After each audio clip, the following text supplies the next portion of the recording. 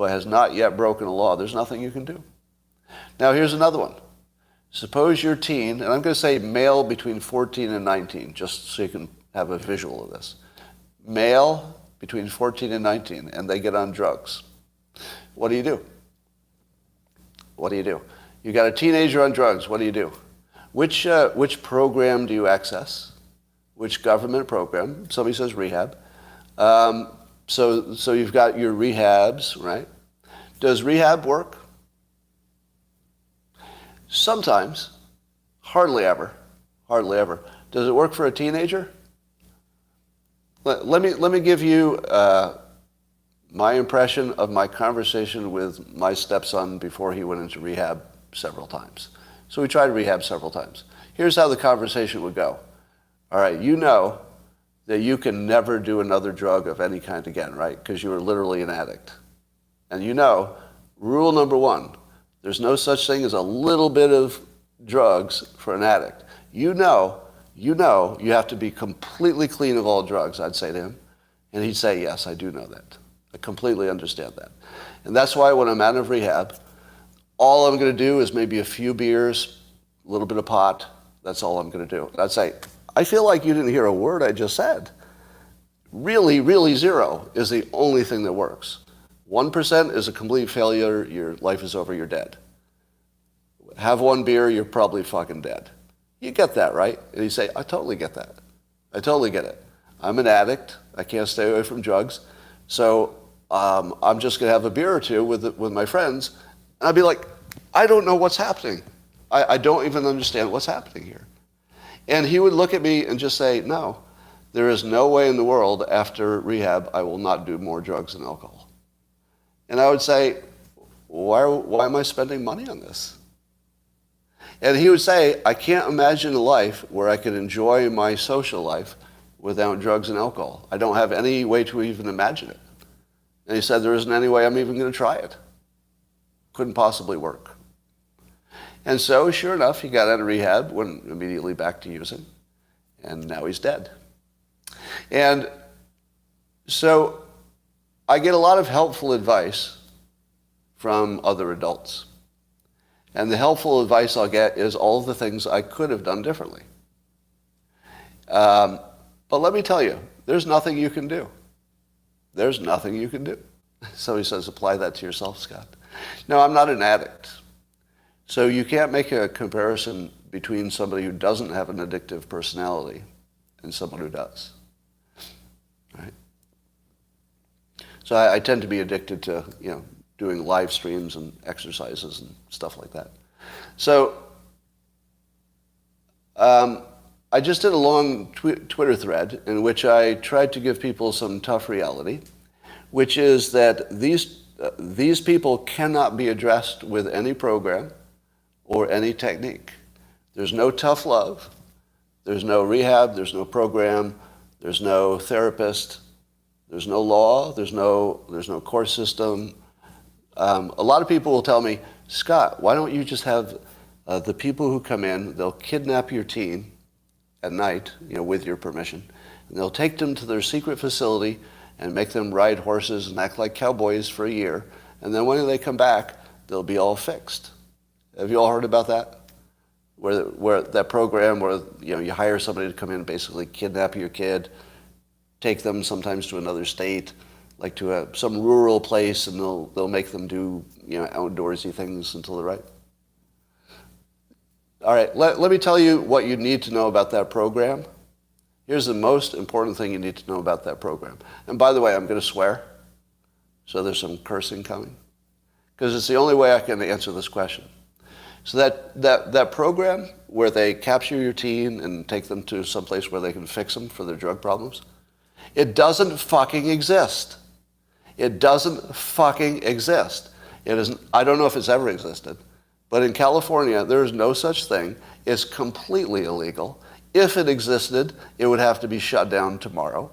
All of your helpful fucking suggestions about Scott, why don't you just give him a little tough love, have him taken to that special place? That's like when your dog fucking dies and you say he went to the farm, right? It doesn't exist. There's no farm where your old dog goes to live forever. Your dog is fucking dead. And there's nothing you can do when your kid is on drugs. There's no program. There's no therapist. There's no rehab. There's no government program. There's nothing to protect you in your own fucking home. That kid is a danger to the parents, like a real danger. They can't do anything. They can't even kick the kid out of the house. Do you know why? It's illegal. It's a minor. You can't even kick your own kid out of the house. There's nothing you can do. It's like somebody saying, well, here's this murderous rapist, and the law says they have to live in your house. What? Yeah, it's just the law. The law says so. The law says you have to live with a murderous rapist. So deal with it. No, if your kid, they're not murderous rapists. They might be murderous. But if you put a 14-year-old male addict in your household, it's ripping the house apart. Guaranteed. Your family is ripped apart. And there isn't a fucking thing you can do about it. I've looked everywhere. Right? I have resources. I'm smart. My ex was very smart, very capable. Looked everywhere, did everything, tried everything. There's nothing to help. And you're going to say, well, maybe that's about your son or your stepson. No. It's everybody in this situation has the same conversation. All the parents who are having this are having the same conversation. There's no help. None. Nothing you can do.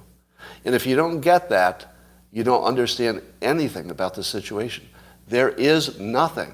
There's nothing that might help, nothing that could help. There's nothing to even fucking try. There's nothing to even try. Yeah, this isn't the feel-good part. I'll tell you what I would do. And this is kind of tough. I think the people who can't be fixed have to be separated from society, but not in jail necessarily, because they haven't necessarily done a crime yet. Well, one that they've been caught for. So I think that we need to find some camping ground somewhere and just say, look, you don't have to get off drugs, but you can't live with other people. You don't have to get off drugs, but you can't be around other people, except other people like you. So we're going to put you in this place where we can make sure no drugs get in, but it's not jail. Right? There's some kind of a life. You might be living in a tent, but a nice one. You're not suffering. And just make them live in the forest with other people who can't live in society. They have to be separated from the rest of us. They have to be separated physically from the rest of us. And I don't think there's another way to go. If you do, I'd sure like to hear it. But I think they have to be separated. And as soon as you saw this kid doing this violent stuff, I think you just got to put him with the other people and say, all right, this is your new life. Unfortunately, there should be some way to recover and get out of there. But all right, here's my tip for the day that will save some lives. I like doing this if you have enough viewers. If you have enough viewers, these little tips will be meaningless to most of you, but I could actually probably save a life right now. So I'm going to do it. So I'm going to give you a tip that might save a life. Here it comes. Did you know, you probably knew that fentanyl is the most dangerous of the drugs, but did you know that the fentanyl could be inside heroin, cocaine, Molly, meth, and counterfeit pills like OxyContin, Adderall, and Xanax. Basically, if it's a powder or a pill, and it's 2022, probably has fentanyl in it. And you don't know how much. Now, that knowledge might keep one of you alive. Because one of you probably has somebody in your life who's taken some pills and doesn't know that it's Russian roulette. You don't know which one has fentanyl in it or too much in it, right? So just knowing that it's in all the drugs, if it's a powder or a pill, it's probably fentanyl.